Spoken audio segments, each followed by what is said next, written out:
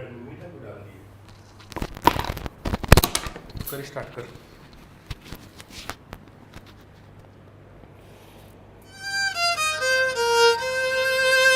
ए छोरी कट जा रही है।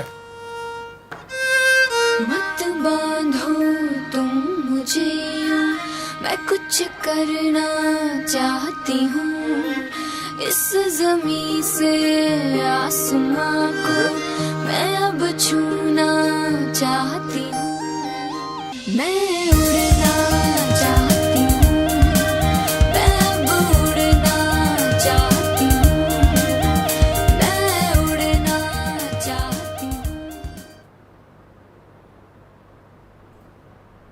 हेलो दोस्तों, गुड आफ्टरनून। सॉरी उसके लिए कि मैं लेट हो गया, थोड़ा सा लेट इसलिए हो गया कि 1 बजे जस्ट क्लास छोड़ के आया हूँ, तो इसलिए मैं थोड़ा सा लेट हो गया दोस्तों। और रिक्वेस्ट कुछ नहीं है, रिक्वेस्ट यह है कि निवेदन एक छोटा सा, हो गई पीर पराई सी या हो गई पीर पर्वत सी अब तो पिघलनी चाहिए, और इस हिमालय से भी कोई गंगा निकलनी चाहिए। दोस्तों आपकी नौकरी लगनी चाहिए। अब ये समय ऐसा है कि बहुत सारी वैकेंसी है राजस्थान में, और डू एंड डाई, या तो करो या मरो, नौकरी लगनी चाहिए। डेली पढ़ो, अच्छे से पढ़ो, मेहनत करके पढ़ो, अच्छी किताबें पढ़ो, 100% नौकरी लगेगी दोस्तों। ठीक है, बेस्ट ऑफ लक। शुरू करते हैं अपन राजस्थान की जलवायु में। कल मैंने आपको ये बता दिया था LAND लैंड FORMS, यहाँ तक मैंने बता दिया था, ये मैंने समझा दिया था। अगला वाला समझा रहा हूँ मैं, R, और R का मतलब होता है रेन। जलवायु को प्रभावित करने वाले कारकों में रेन, और रेन का मतलब होता है वर्षा। वर्षा, तो वर्षा देखो, जहां वर्षा की मात्रा ज़्यादा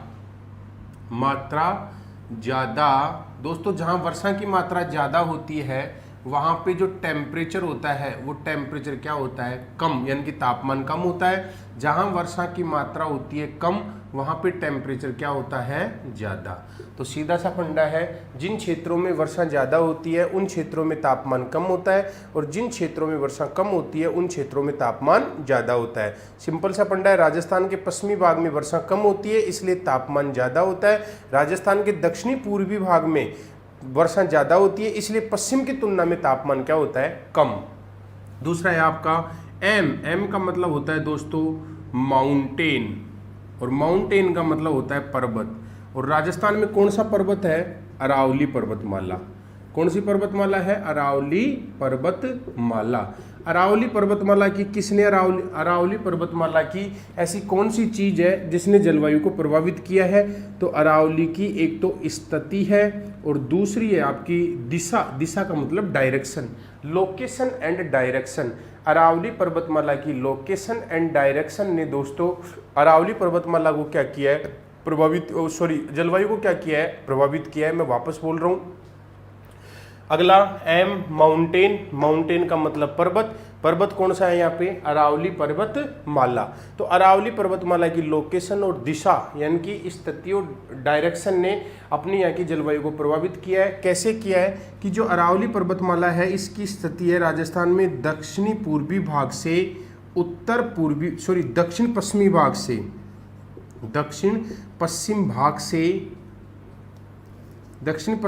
से उत्तर पूर्वी भाग की ओर। पूछे राजस्थान में अरावली पर्वतमाला की डायरेक्शन क्या है, दक्षिण पश्चिम भाग से कौन से भाग की ओर है, उत्तर पूर्वी भाग की ओर। एग्जाम में पूछ लेता है, वो तो पता ही आपको, मैंने पढ़ा दिया। अब देखो ये स्थिति है ना, ये मानसून के समानांतर है। मानसून के क्या है, ये समानांतर, मानसून के समानांतर है। अर्थात अरावली पर्वतमाला राजस्थान के में मानसून की जो डायरेक्शन है उसके समानांतर फैली हुई है। तो अरावली पर्वतमाला अपने राजस्थान में जो दक्षिणी पश्चिमी मानसून है जिसकी अरब शाखा है उसके मार्ग में अवरोध नहीं कर पाती है। अरब सागर वाला जो मानसून है वो अरावली के समानांतर निकल जाता है। वर्षा की मात्रा क्या होती है, कम होती है। समझ में आया ना। तो ये थे आपके एक। अगला आपका सोइल। सोइल का मतलब होता है मृदा, और मृदा का मतलब होता है स्थल का स्वरूप। स्थल का स्वरूप, ठीक है।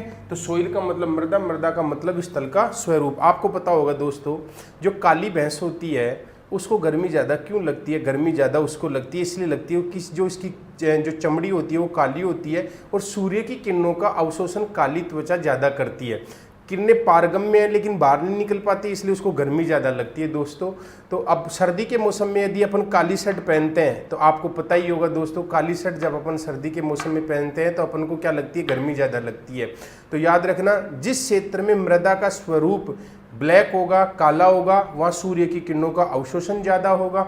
अवशोषण ज़्यादा होगा तो टेम्परेचर क्या होगा? ज़्यादा होगा। इसके विपरीत यदि मृदा या स्थल का स्वरूप होगा तो सूर्य की किरणों का अवशोषण कम होगा। कम होगा तो टेम्परेचर क्या होगा?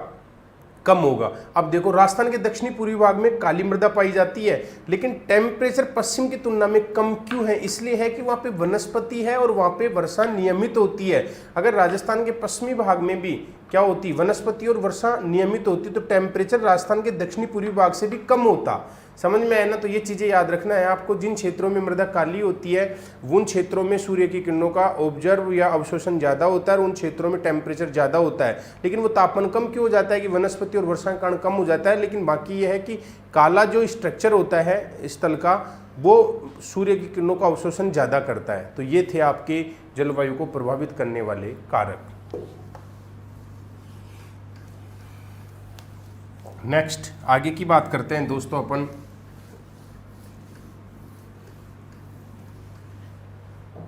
राजस्थान को, अगला है इसी में, राजस्थान को भौतिक दृष्टि से, राजस्थान को भौतिक दृष्टि से 5 जलवायु प्रदेशों में बांटा गया है। प्रदेशों में बांटा, ये परीक्षा में प्रश्न पिछली बार सेकंड ग्रेड में पूछ लिया था कि राजस्थान को जलवायु की दृष्टि से कितने भौतिक भागों में बांटा गया है, तो आंसर आएगा 5 भौतिक भागों में। याद रखना, राजस्थान को 271 देख रहे हैं और 214 लाइक है। तो 271 देख रहे हैं ना, वो मेरी आवाज़ को सुन भी रहे होंगे, तो लाइक करने में आपका टैक्स लग रहा है ना, आप लाइक तो कर दो कम से कम। 216 ने लाइक किया है, 271 70 लोग देख रहे हैं इसको, तो उनको देखने में ही मजा आता है, लाइक करने में नहीं आता। क्या दुश्मनी है क्या आपकी हमारे से? फटाफट से लाइक मार दो, जिससे मैं इधर नजर करूं तो पता लगे कि अच्छा 272 लाइक हो गए। तो देखना, राजस्थान को भौतिक दृष्टि से कितने भागों में बांट रखा है? 5 जलवायु प्रदेशों में बांट रखा है। अब 5 जलवायु प्रदेश कौन कौन से हैं? पहला है अति आर्द्र जलवायु प्रदेश, दूसरा है आपका आर्द्र जलवायु प्रदेश, तीसरा है आपका उपार्द्र जलवायु प्रदेश, चौथा है आपका अर्ध शुष्क जलवायु प्रदेश और पांचवा है आपका शुष्क जलवायु प्रदेश। शुष्क जलवायु प्रदेश। तो इधर देख लो, मैं छोटा सा मानचित्र बनाता हूं, फिर अपन लोग है ना इनकी विशेषता देखेंगे।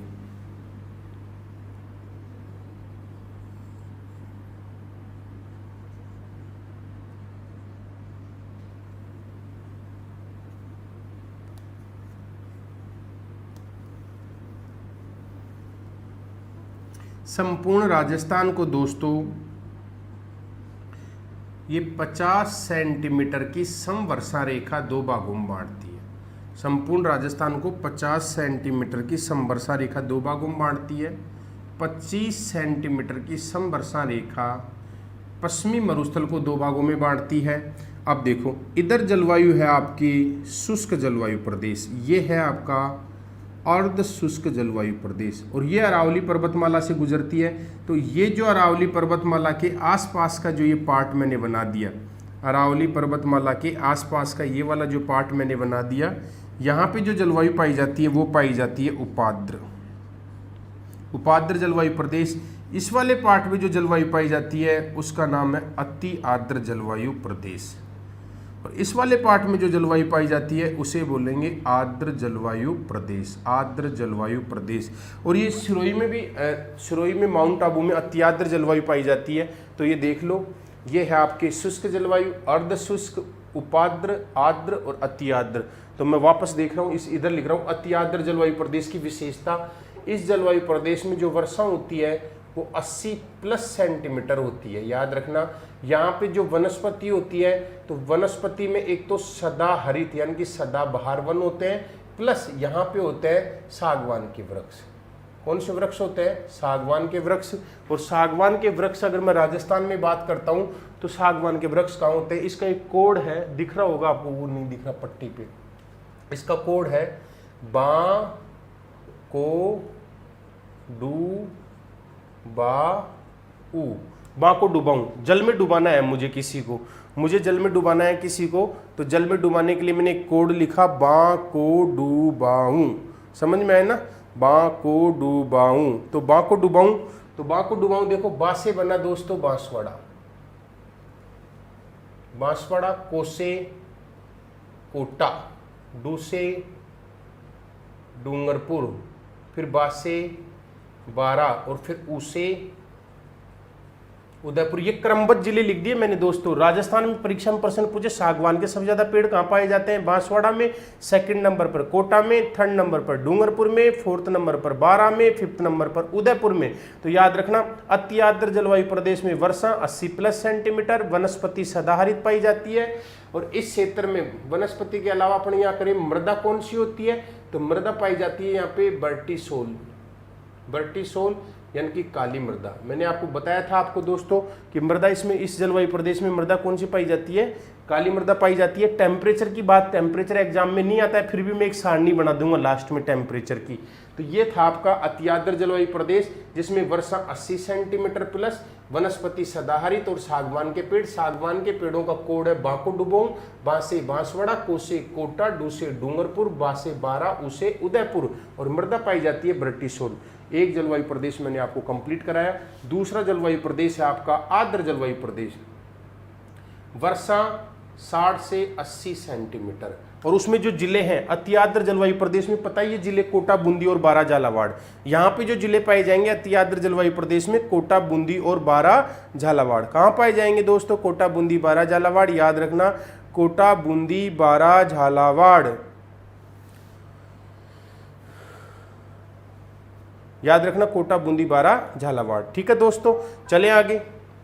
नेक्स्ट आर्द्र जलवायु प्रदेश। देखो ये वाला आर्द्र जलवायु प्रदेश है, पूरा का पूरा ये वाला आर्द्र जलवायु प्रदेश। वर्षा 60 से 80 सेंटीमीटर। इसमें वनस्पति की बात करता हूं तो वनस्पति है मिश्रित पतझड़, मिश्रित पतझड़ वनस्पति। मिश्रित पतझड़ वनस्पति कौन कौन से जिलों में कहाँ कहाँ सबसे ज्यादा कहाँ पाई जाती है? देखो अपने पास में, मेरे पास में 2 तरबूज हैं, ठीक है, मैं आपको खिलाना चाहता हूँ वो तरबूज। लेकिन दोस्तों एक तरबूज ऐसा है कि जो कल ही खराब होने वाला है, एक तरबूज ऐसा है जो 10 दिन बाद खराब होने वाला है। अब अपन देखो कॉमन सेंस से अपन काटेंगे तो सबसे पहले किसको काटेंगे? जो कल खराब होने वाला है उसको काटेंगे। ठीक है, तो मैंने आपको अब वो तरबूज आपको बोल दिया मैंने लाने के लिए, चलो दोस्तों वो तरबूज लेके आओ, अपन सब तरबूज खाते हैं। तो आप क्या बोलोगे? मैं लेके आ गए। तो मैं पूछूंगा आपको कौन सा वाला लेके आए, तो आप क्या बोलोगे? सर उसी को लेके आऊँ। तो उसी को लेके आए तो मैं समझ जाऊंगा किसकी बात कर रहा है, कल खराब होने वाले को लेके आइए। तो इसका कोड बन गया उसी को चीरा, उसी को चीरा। ये कोड बन गया उसी को चीरा। किसको चीरा? उसी को चीरा। उसे उदयपुर। राजस्थान में मिश्रित पतझड़ सबसे ज्यादा कहां पाए जाते हैं? उदयपुर में। सी से राजस्थान में कहां पाए जाते हैं? सिरोही में। को से कहां पाए जाते हैं? कोटा में। ची से सर्वाधिक कहां पाए जाते हैं? चित्तौड़ में। रा से कहां पाए जाते हैं? राजसमंद में। याद रखना ये मिश्रित पतझड़ वाले वन है। ठीक है, और अब इसमें बात करते हैं मृदा की। मृदा कौन सी पाई जाती है इस जलवायु प्रदेश में? तो मृदा पाई जाती है एल्फीसोल। ये पढ़ा रखी है मैंने। कौन सी मृदा पाई जाती है दोस्तों? एल्फीसोल मृदा। कौन सी मृदा पाई जाती है? एल्फीसोल। कौन सी पाई जाती है? एल्फीसोल। और जिलों की बात करते हैं तो ये जिले हैं कौन से राजस्थान के? कुछ तो जिले आएंगे पूर्वी भाग के और कुछ जिले आएंगे राजस्थान के दक्षिणी भाग के। समझ में है ना? अब पूर्वी भाग के कौन कौन से देख लो, आपके धौलपुर, करौली, सवाई माधोपुर और आपके दौसा, अलवर, भरतपुर, ये वाले जिले इसमें आएंगे। समझ में है ना? फिर नीचे आएंगे भीलवाड़ा है, चित्तौड़गढ़ है, प्रतापगढ़ है, वो इसी में आएंगे। चलें आगे, नेक्स्ट बढ़े आगे।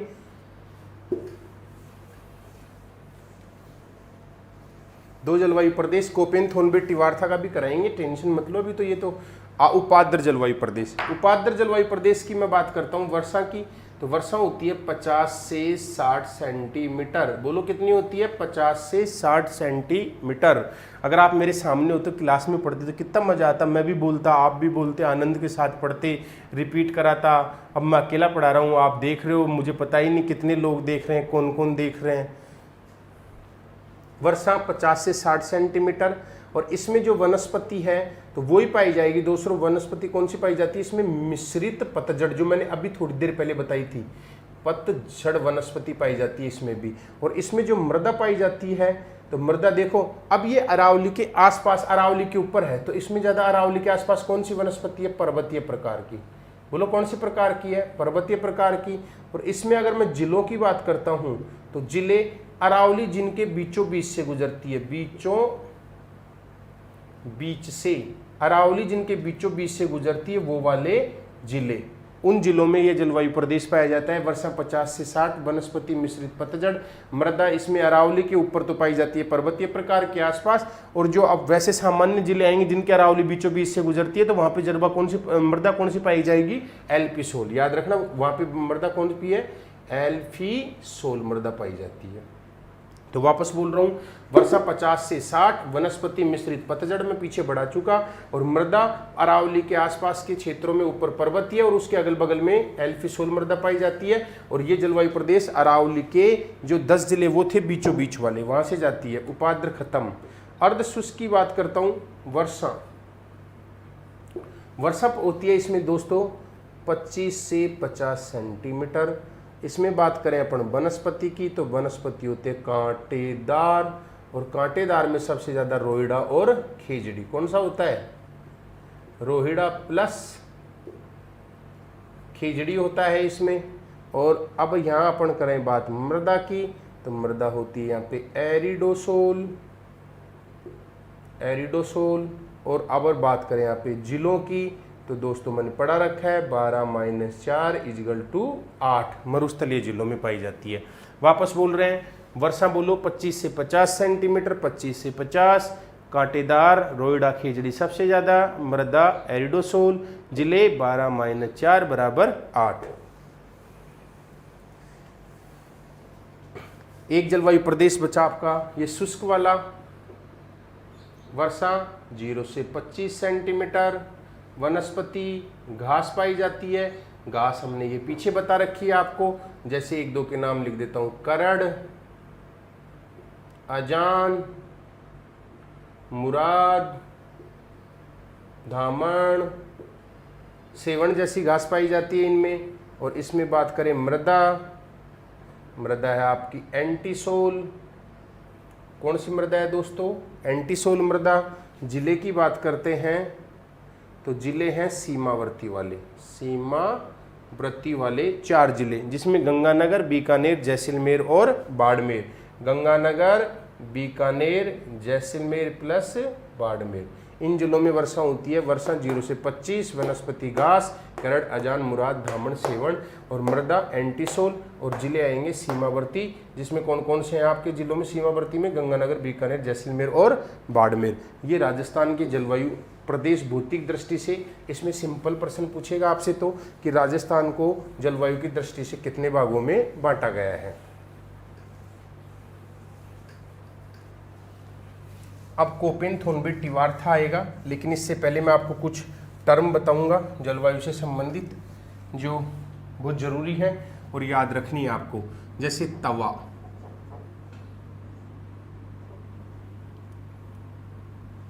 सीली, निखिल सर दिख रहा है के ऊपर? पुरवाई, तवा, सीली, पुरवाई, धराऊ,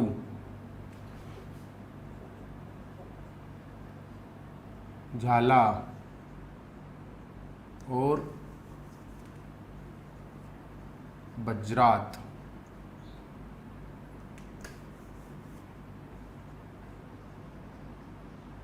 ये जलवायु से संबंधित कुछ टर्म लिख दी मैंने। और मेरे भाइयों, पानी पीते हैं, पहले प्यास लग रही है।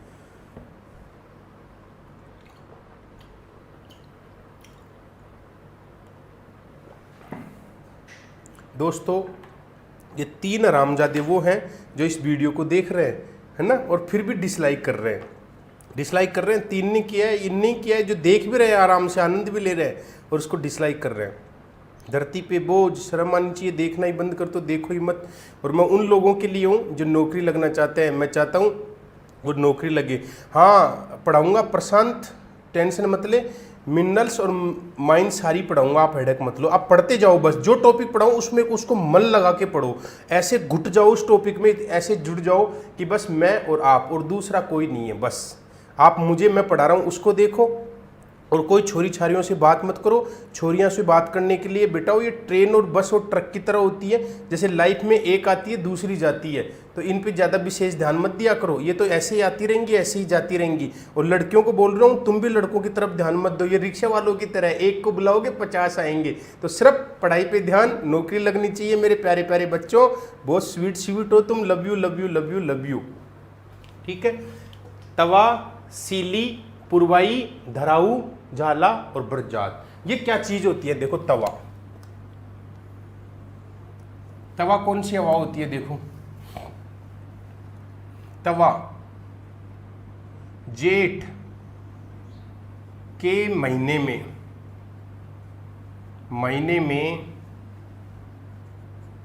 चलने वाली गरम हवा। तो याद रखना, जेठ के महीने में चलने वाली गर्म हवा का नाम क्या है? तवा। याद रखना। अब अपन को ज्येष्ठ नहीं आता, मैं तो जेठ ही बोलूंगा भाई दोस्तों। जेठ के महीने में चलने वाली गर्म हवा का नाम क्या है? तवा। ठीक है, एग्जाम में पूछे कि जेठ के महीने में जो गर्म हवा चलती है उसे किस नाम से जानते हैं? तवा। एक अपने लू, ये भी कैसी हवा है? गर्म हवा। जो अपने अब लू चल रही है गर्मियों में, देखो लू चल रही है, उसे लू बोलेंगे। गर्मियों में जो चलती है गर्म हवा चलती है जेठ के महीने में, सॉरी जेठ के महीने में जो हवा चलती है उसको क्या बोलेंगे? तवा बोलेंगे। और ये गर्म हवा, लू भी गर्म हवा है। सीली, देखो शीत लहर, तो इसे क्या बोलेंगे? सीली। अब देखो सर्दी के मौसम में, दिसंबर जनवरी फरवरी के मौसम में साइबेरिया से आने वाली ठंडी हवाएं जैसे ही हिमालय पर्वत की बर्फ के संपर्क में आती हैं तो आहा कितनी ठंडी हो जाती हैं। ठंडी होकर जैसे ही भारत में प्रवेश करती हैं तो कपकपी छूटती है ना, तो अपन रजाई में दुबक के पड़े रहते हैं। और माँ बाप क्या बोलते हैं अपने माता पिता? बेटा बाहर मत निकलना, सीली बाल चलने लग गई। समझ में है ना? तो सीली है ठंडी हवा का नाम। सीली या शीतलहर, अपन बोलते हैं घर से बाहर मत निकल, शीतलहर चलने लग गई। समझ में आया कि नहीं आया? तो ये याद रखना। और गाना भी है वो कि ठंडी ठंडी चल है हवा, कितना कोई रोंदा होगा। तो ये याद रखना, सीली का है शीतलहर। पुरवाई का मतलब है पूर्व दिशा से चलने वाली हवा। पूर्व दिशा से चलने वाली हवा का नाम क्या है? पुरवाई। पवन चले पुरवाई है, याद रखना, पवन चलती है पुरवाई, यानी कि पूर्व दिशा से चलने वाली हवा को क्या बोलेंगे? पुरवाई। बोलो क्या बोलेंगे? पुरवाई। ठीक है। धराऊ, उत्तर दिशा से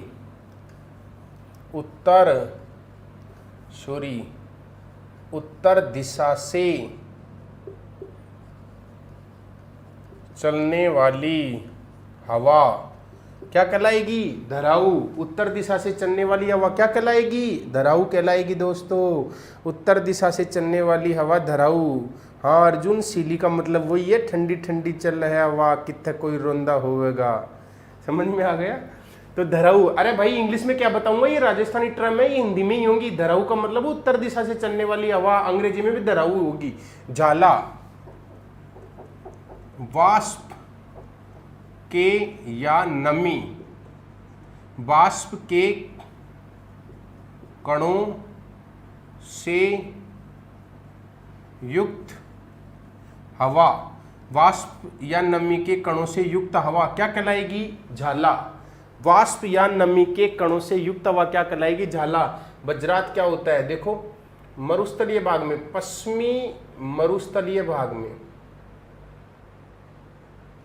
पश्चिमी मरुस्थलीय, ये दिख नहीं रहा आपको,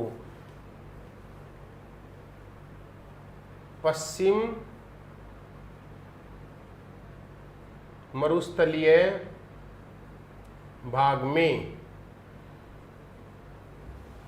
चलने वाले धूल भरी तूफानों को वज्र कहा जाता है। क्या कहा जाता है? वज्र कहते हैं एवं वज्र से जब वर्षा होती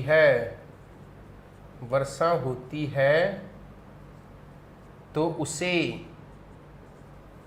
वज्रात कहते हैं। क्या कहते हैं? वज्रात कहते हैं। देखो वापस, वज्रात पश्चिम मरुस्थलीय भाग में चलने वाली धूल भरी तूफानों को वज्र कहते हैं एवं वज्र से जब वर्षा होती है तो दोस्तों उसे वज्रात कहते हैं। वापस लू, ये लू लिखा हुआ है, आपको नहीं दिख रहा होगा। लू राजस्थान में चलने वाली गर्म हवा का नाम लू है। अब कोई दिक्कत नहीं है, लिख दिया मैंने, लू हो गई है। ठीक है। तवा, जेठ के महीने में चलने वाली गर्म हवा क्या कहलाएगी? तवा। सीली, शीतलहर का नाम सीली, यानी कि शीतलहर या ठंडी हवा का नाम है सीली। पूर्वई, पूर्व दिशा से चलने वाली हवा। धरऊ, उत्तर दिशा से चलने वाली हवा। अब देखो आपको कंफ्यूज कैसे करेगा।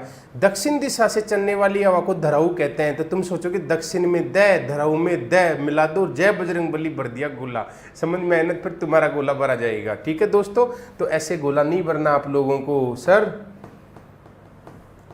कल आया था पढ़ाने के लिए, कोई पूछ रहा है कल क्यों नहीं आई? मैं आया था। Vikram thank you. इधर देखो, धराऊ उत्तर दिशा से चलने वाली हवा धराऊ कहलाएगी। झाला, वाष्प या नमी के कणों से युक्त हवा। जिस हवा में वाष्प या नमी के कण होंगे उसे क्या बोलेंगे? झाला। तो झाला क्या है? वाष्प या नमी के कणों से युक्त हवा का नाम है झाला। वज्रात, पश्चिमी मरुस्थलीय भाग में चलने वाली धूल भरी आंधियों को वज्र या तूफानों को वज्र कहते हैं, और जब कभी इनसे वर्षा हो जाती है तो उससे बन जाता है वज्रात। चलो ओके दोस्तों, बढ़ूं आगे लक्ष्य की ओर। फोन आ गया, बाद में करूंगा बात।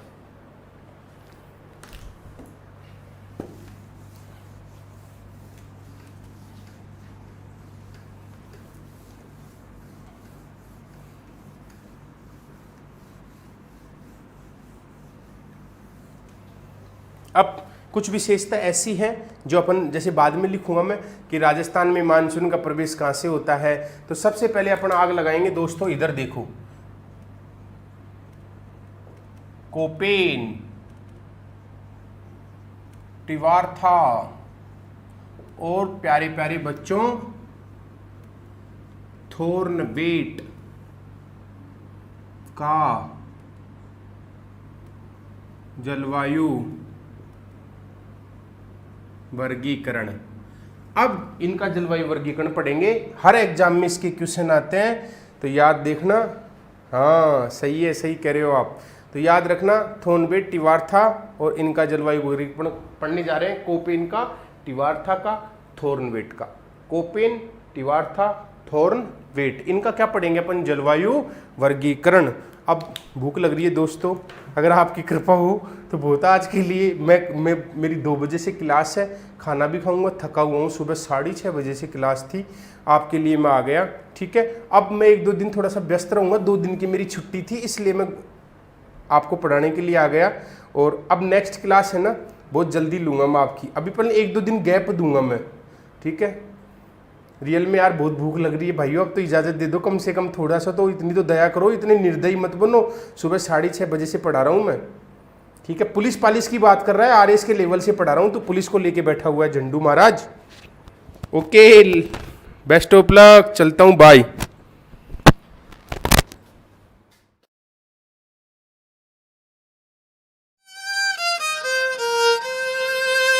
ए छोरी, कट जा रही है। मत बांधो तुम मुझे यूं, मैं कुछ करना चाहती हूँ। इस ज़मीं से आसमां को मैं अब छूना चाहती हूँ। मैं उड़ना